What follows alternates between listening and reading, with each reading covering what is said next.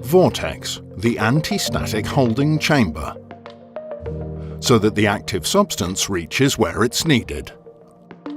To make sure that it's used safely, we recommend that you clean the vortex and accessories after each use and disinfect them at least once per week. In the event of a severe infection, you're advised to disinfect once a day. Cleaning is an easy 3-step process: preparation, cleaning, and drying. Wash your hands thoroughly before each cleaning session. Detach the mask from the mouthpiece. Remove the dose inhaler from the connecting ring. Disassemble the vortex into its individual parts. Make sure that the protective cap is open. Rinse the vortex parts you have used in running tap water for about 2 minutes. Fill a bowl with water and add a little washing up liquid. Soak all the individual parts in the water for about 5 minutes. Occasionally move the parts back and forth.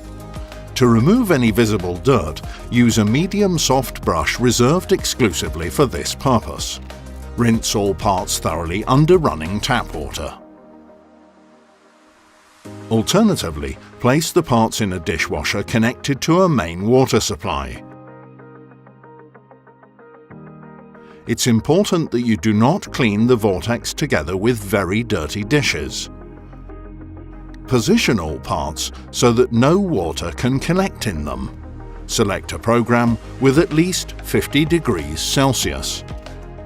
Disinfect the vortex after cleaning. There are 2 options available for disinfection.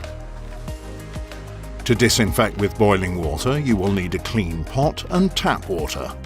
The plastic parts must not touch the base or sides of the pot, as the plastic may otherwise melt.